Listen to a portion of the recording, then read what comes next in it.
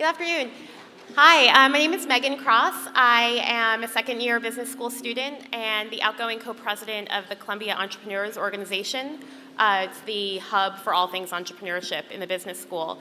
And I'm so excited to introduce you to our next speaker, not only because of his fascinating career path, having worked in the office of the President COO as the Chief of Staff at Goldman Sachs, not only because he is a White House Fellow or because he has run a marathon in every state, as a fun fact, or for that matter, having disrupted the real estate industry, which as New Yorkers in the room, is something we can all appreciate. But because primarily he is both a Columbia College and Columbia Business School graduate. So Robert Reffkin, CEO and founder of Compass, formerly Urban Compass, is a true motivator and inspiration to the entrepreneurial community at Columbia. We are so excited to have him here to speak for a few minutes, and we'll open it up to Q&A afterwards. Thanks so much.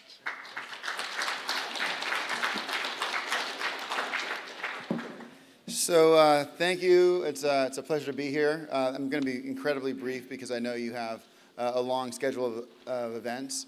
I thought it'd just be interesting to speak for 5-7 minutes about my background and some lessons learned on the path to entrepreneurship. My background is I'm originally from Berkeley, California. My mom was from Israel and moved through New York to Berkeley, so by definition, my mom was an entrepreneur.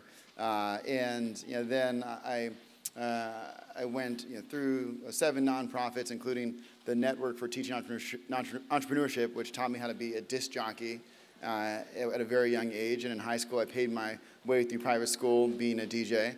Then I went to Columbia, and I was the guy outside passing flyers at clubs. Not really even for the money, just because I felt it was entrepreneurial.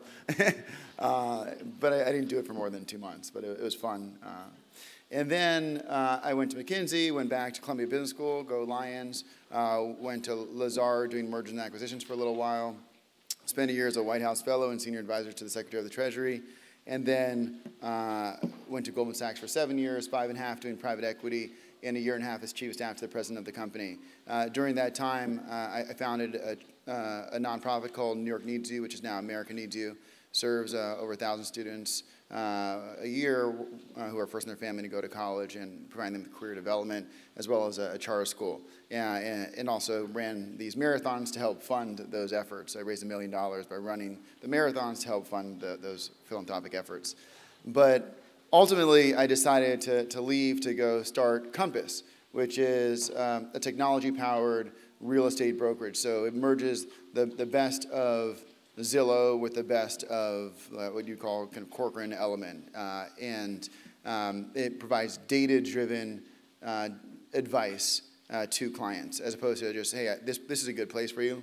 Yeah, it feels like it's worth around $1 million. A bunch of data-driven decision-making.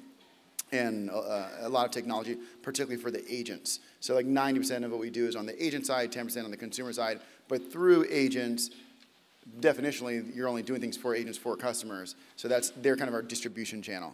I founded it with a gentleman named Ori Alone, who sold one company to Google, another company to Twitter. We have over 25 engineers, the majority from Google, Twitter, and Facebook.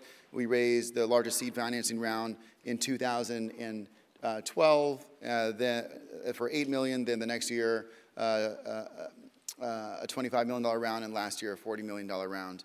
And we're having a lot of fun. We're in New York, DC, Maryland, Virginia, launching in Miami, and expanding to 8 other cities over the course of the next year. And so I thought I would just share 3 lessons learned from the startup that I wish I knew then, and 3 lessons learned from the marathons, running 50 marathons, which I thought would be fun, because both are, I think, fun entrepreneurial efforts.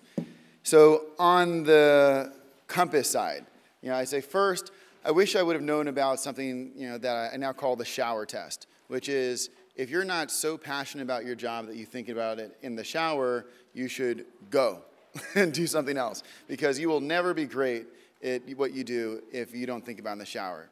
And I loved a lot of what I was doing in different places, but I didn't think about it in the shower. I was actually at work. When I was working in my former job, I was thinking about my nonprofits in the shower. And so then I was like, okay, I need to find something that I could really love and be passionate about. That's one.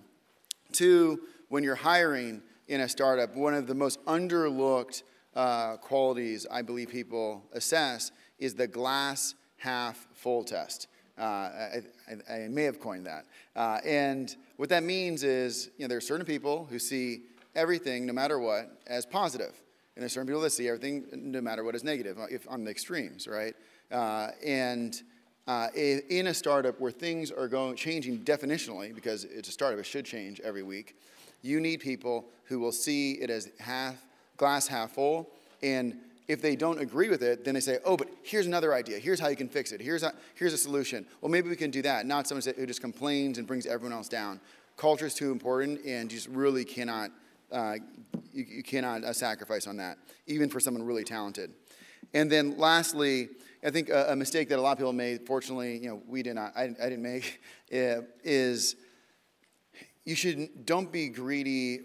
For your founding team, you should really incentivize them and give them, some people say, like, I want all the pie of the equity, and as a result, they're sacrificing on talent. All you have is talent. A startup effectively is just a talent machine. There are a bunch of people who are going to create great products, then the rest will come from that. And more importantly, that founding team is what will enable you to attract and retain all the people that will come afterwards. And so when you launch your company, I just really urge you to make sure that you're doing whatever it takes to get the most talented people to be part of that team, and don't sacrifice it so you can have a larger percentage of something. The 3 lessons learned from running 50 marathons. One is the training is the real marathon. And what I mean by that is, like,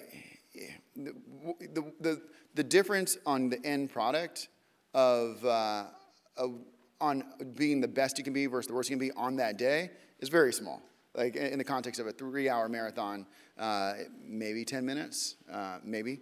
The difference, it's all in the training. And the training, to do it right, it can take a long, long time before. And so just really, I think it's just a message in investing in yourself over the long run, not being short-term greedy to get an extra paycheck. But one person told me at McKinsey, you should make more money in your last 5 years than your first 20, which is really thinking about investing in yourself.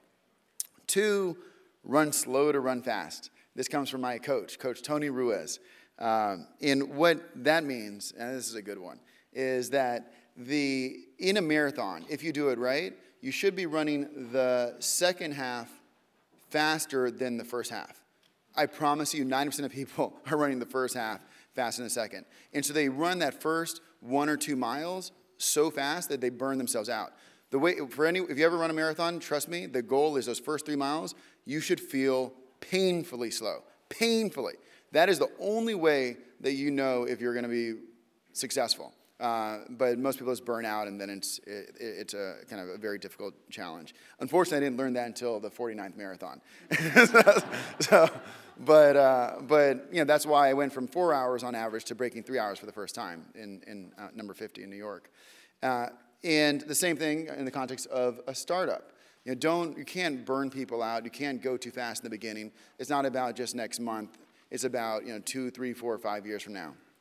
And then lastly, the most successful people, I believe, in the world are ones who believe in themselves even when it looks impossible.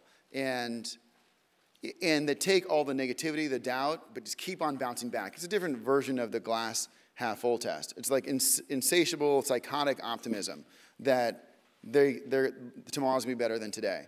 And one of the reasons I really liked the marathons is no matter how good you are, you're always pushing yourself beyond comfortability. And so you have these things, the bad guy and the good guy on your shoulders. There's the bad guy on the shoulders saying, oh, you can go a little slower, you can give up, you don't need to train today, your ankle hurts, it's okay. But if you can just keep that insatiable optimism and say, yeah, you can do 50 marathons, then go for it. And the truth is, if I would have known how hard it would be to do the marathons, I'm absolutely sure I would not have done it. I just thought it would be such a great idea and to raise money, and I sent an email out to everyone I knew that I was raising money, and then I had to complete it. And so I think just really believing yourself and just going for it, and I think that's something that can really help differentiate. That's about it. I want to be brief because I know you have a big series of events, but if you have a few questions, I'd be happy to have a chat. And you're expanding to different markets. Is there something you could have done differently when you were starting off here in New York in terms of what's going on with your competitors? Something we could have done differently in terms of what's going on with competitors. Yeah, in terms of how you built your business here in New York. You're very successful, right? But some of your competitors are not necessarily your biggest fans. So. Okay, so I think he's saying that we're off the record, we're being sued by the largest company in New York, which is a great flattering gesture. When I first knew about Uber, they were getting sued. That's the first time I heard about them. When I first heard about Airbnb, they were getting sued, and so I feel great. Yeah, look, on that front, I think, when I was at Goldman Sachs, they were getting sued a little bit too. Google gets sued. I think if you're not getting sued, unfortunately, in the way the world works, it means you're not having an impact. It shouldn't be that way, but unfortunately, it's just the way people are because it's very easy to be litigious in the United States, unlike some countries. I think what I would have liked to have done differently, I would have liked to have met the heads of all of my peers, don't call them competitors, and got to know them much earlier and just had a personal dialogue. I do believe people literally think that we are bad people. I've been called, cold, heartless, anti-Semitic, although I'm Jewish, and I've been called, and others by senior leaders at places, and I think they may actually believe it. And so I think I would have just gotten to know people better on a personal level, so they can't demonize you, and just feels more like business, not personal.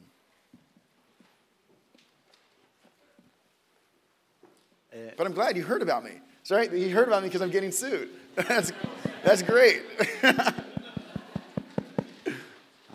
Hello, thank you, and congratulations on your big successes. Thank you. I'm curious to know what has been your biggest mistake and failure, and what you have learned from it. In life or in the startup? Both. Maybe they are related or maybe not, but I'd like to know what you learned from it. I think in life, undervaluing the importance of school. I graduated college in 2 years. I just went way too quick, and I just didn't value it. And so then I went to McKinsey, and I was like, whoa, these guys are smart. And then I was working really hard to I was focused a lot more on school when I went to business school. In work, I think I think we've done a lot of things right. We went a 180-degree pivot, but we did it in 3 months from launching. And so to me, that's what I'm most proud of. And if I were kind of out there in the community of real estate, I'd say, whoa, if they can go from doing this, which is the wrong thing, and going to this, 180 and 60 degrees or 100 miles an hour, what else can we do? And so I can't really complain about anything that's happened so far. Great. So we're going to wrap it up. So you can all grab lunch right out there. Thank you so much, Robert. Thank you very much. Go Lions.